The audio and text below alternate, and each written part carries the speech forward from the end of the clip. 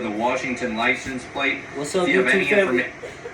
Day 53, 100 squats, 100 calf raises, 40-pound dumbbell. Let's get it.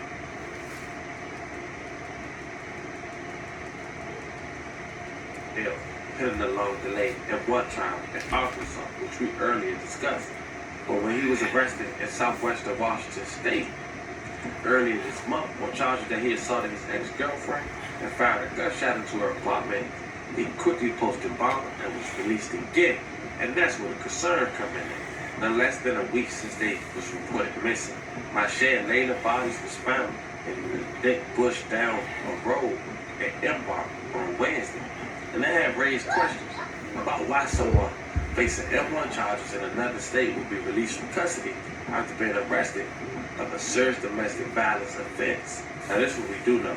Cyber Tadley is the deputy prosecutor who handled Warren's case in 2017 in the killing in Jefferson County, Arkansas, and said that the Vancouver Police Department in Washington notified her on March 2nd that they had arrested Warren for a drive-by shooting and other charges stemming from an incident in December.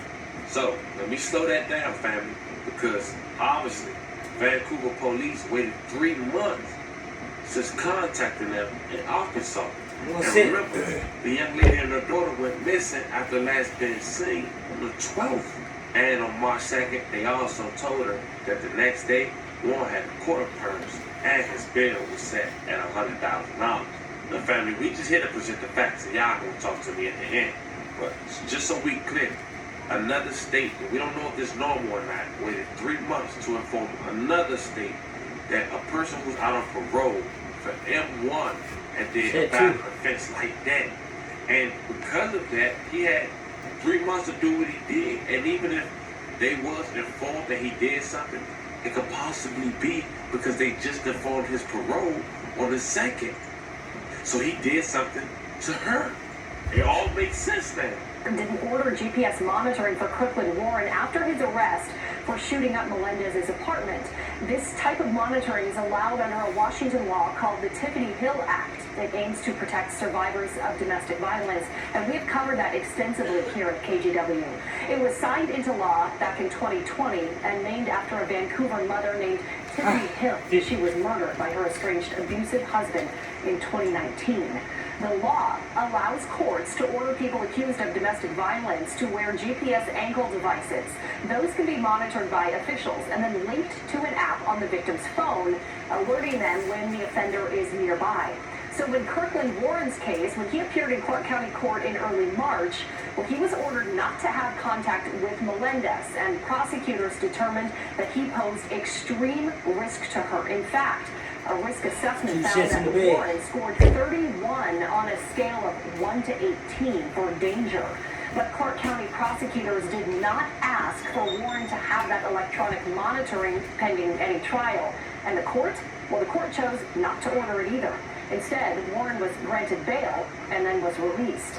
Days later, Miche Melendez and her 8-year-old daughter Layla disappeared. This is a scenario that domestic violence advocates say happens too often and something that must change.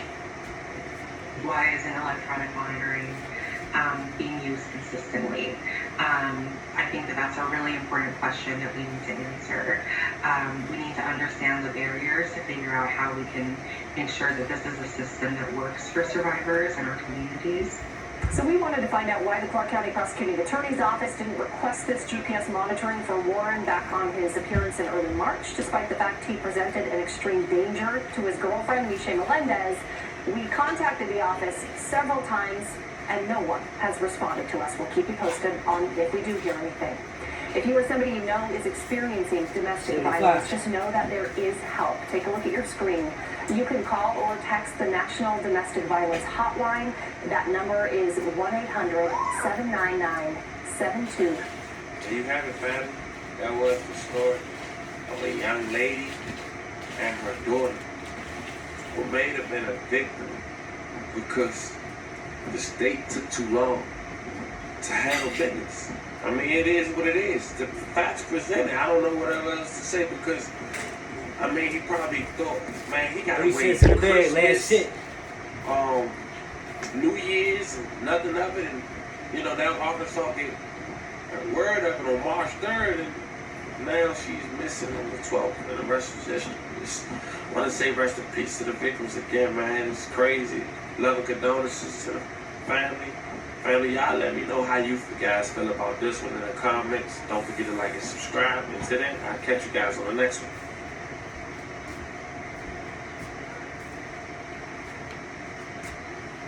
That's it.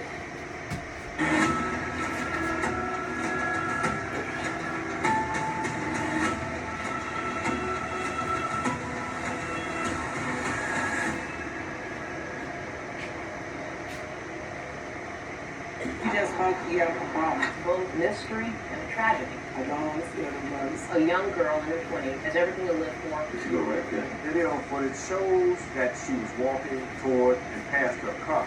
Kept looking at the video all that night. This made David think what happened to her. Wednesday, October 3rd, 2018 was an unusually warm fall day in Chicago with a high of 88 degrees.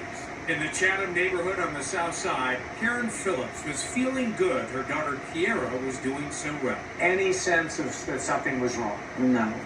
She was the star. She was the bright spot in this family. Regina Waldrop, a veteran reporter for NBC5, was about to cover a story that would stay with her for years to come and bring back terrible memories of her own. I was 11 years old, and I just remember how frantic my parents were. Waldrop, now the mother of a young daughter herself, would soon develop a bond with Karen Phillips. I connected Good with morning. her immediately.